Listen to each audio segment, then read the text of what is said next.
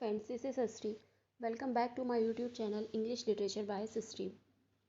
In the last video, we discussed Nizam Mazikil's biography and some important works, and today we are going to discuss two poems of Nizam Mazikil. First है Night of the Scorpion. Night of the Scorpion is from Nizam Mazikil's The Exact Name 1965. Nissim magical का exact name जो एक poetry collection है 1965 में आया था, उसकी ये पोएम है night of the scorpion. It is the most anthologised poem.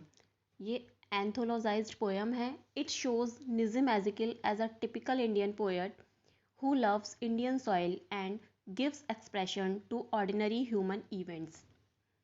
Nissim Ezekiel को ये इस पोएम में एक टिपिकल इंडियन पोएट की तरीके से दिखाया गया है. हु लव्स इंडियन सॉइल, जो इंडियन सॉइल से लव करते हैं, and gives expression to ordinary human events, और ह्यूमन इवेंट्स को एक ऑर्डिनरी वे देते हैं. This poem is narrative poem. ये पोएम नैरेटिव है. It is in the first person, और ये फर्स्ट पर्सन में है. A scorpion bites the mother. इसमें क्या होता है, इसकी स्टोरी में एक स्कॉर्पियन होता है, यानी कि बिच्छू होता है, वो मदर को काट जाता है. People search for the scorpion but fail to find out. लोग उसे खोजते हैं स्कॉर्पियन को, लेकिन but fail to find out, लेकिन उसे फाइंड करने में फेल हो जाते हैं, उसे खोज नहीं पाते हैं. दे बिलीव दैट, उनका विश्वास है कि when the scorpion moves its poison will also move. जैसे ही स्कॉर्पियन मूव करेगा, यानी कि स्कॉर्पियन जो बिच्छू है वो जैसे ही इधर उधर जाएगा, मूव करेगा, उसी तरीके से उसका जो जहर है वो पूरे शरीर में, मदर के ब्लड में फैलता जाएगा. The father tries powder, herb and mixtures. People are superstitious while the father shows rationality and scientific ways. जो पीपल थे, यानी कि जो गांव के लोग थे, वो क्या सुपरस्टिशियस हो रहे थे, अंधविश्वासी हो रहे थे. लेकिन जो पोएट के फादर थे, फिर भी वो वहाँ पे क्या दिखा रहे थे, साइंटिफिक वेज अपने दिखा रहे थे, रैशनैलिटी दिखा रहे थे, क्योंकि वो क्या यूज़ कर रहे थे, powder, herb and mixtures. The mother suffers for 20 hours. Mother पिछले 20 घंटों से सफ़र कर रही थी. Mother feels happy to think that the scorpion has not bitten her children.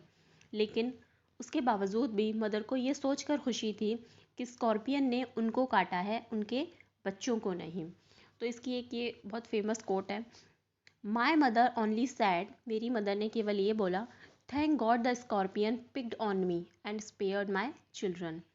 Thank God कि स्कॉर्पियन ने मुझे काटा है और मेरे बच्चों को नहीं, मेरे बच्चे सेफ हैं. This is self effacing love of an Indian mother. यहाँ पे ये लाइन क्या दिखाती है, इंडियन मदर का अपने बच्चों के लिए लव दिखाती है. The symbol of darkness and light are dwelled in the poem. इस पोएम में सिंबल है डार्कनेस का और लाइट का. Rain stands for hope and regeneration. और रेन किस लिए है, होप के लिए और रीजनरेशन के लिए स्टैंड की गई है.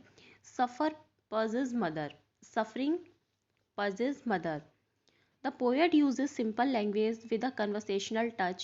They said is repeated in the poem. The two words have become choric refrain. Poem में सिंपल लैंग्वेज यूज़ की गई है, जिसे कन्वर्सेशनल टच दिया गया है.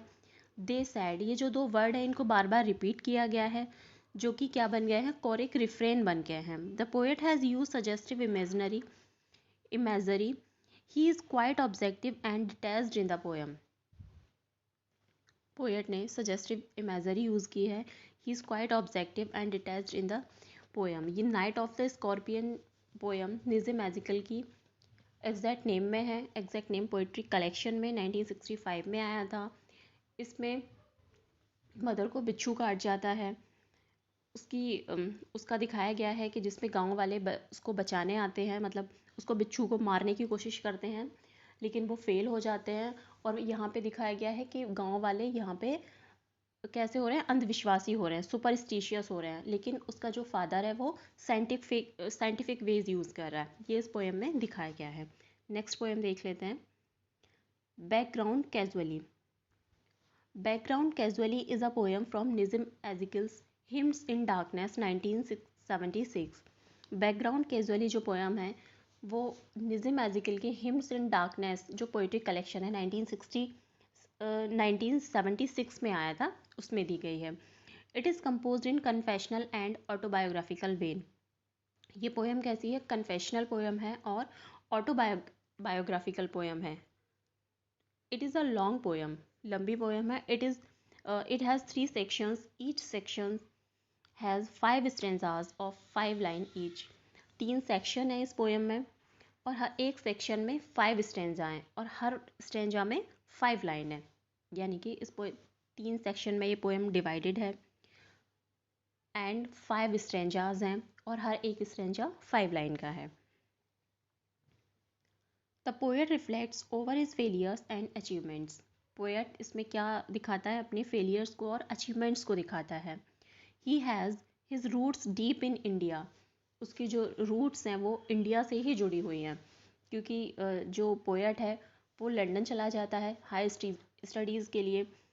तो उस टाइम उसने ये पोएम लिखी है, तो वो इसमें क्या दिखाता है कि उसकी जो रूट्स हैं वो फिर भी इंडिया से ही जुड़ी हुई हैं।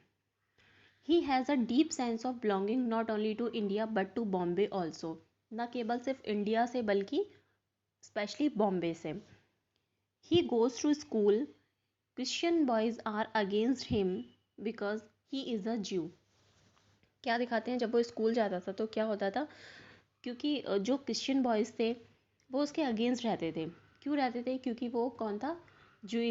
ज्यू था।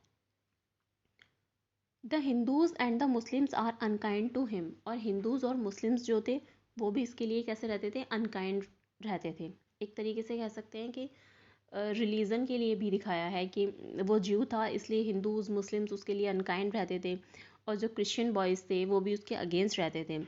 ही goes to London at the age of 22 for higher studies. Poet London चला जाता है हायर स्टडीज़ के लिए 22 की एज में। He has to live in the basement room with philosophy, poverty and poetry. वो एक बेसमेंट रूम में रहता है जहाँ पे सिर्फ उसके साथ क्या होता है? उसकी फ़िलोसफी होती है, उसकी पार्टी होती है and poetry. He lives in London for 2 years. London में 2 साल रहा बट फील्स अलोन। लेकिन उसे अलोन फील होता है वहाँ पे, वो भी अकेला फील करता है। He comes to India where he faces difficulties. India आता है जहाँ पे उसे काफ़ी डिफ़िकल्टीज़ फेस करनी पड़ती हैं। ही मैरीज़, वह शादी भी करता है। ही थिंक्स दैट, सोचता है, it the worst mistake of his life, कि ये उसकी लाइफ की सबसे ज़्यादा बेकार मिस्टेक थी। He identifies himself with India. He dreams of words. Words cannot betray. He uses inner tensions and frustrations and post experiences in the form of poem. Indian reality is the breath of this poem. वापस आ जाता है, शादी करता है और वो सोचता है ये उसकी लाइफ की सबसे बड़ी मिस्टेक थी। इंडिया के साथ वो खुद को पहचानता है एंड इस पोएम में इनर टेंशन्स को यूज़ करता है, फ्रस्ट्रेशन को यूज़ करता है और जितने भी उसकी लाइफ के एक्सपीरियंसेस हैं उसने इस पोएम में दिखाए हैं।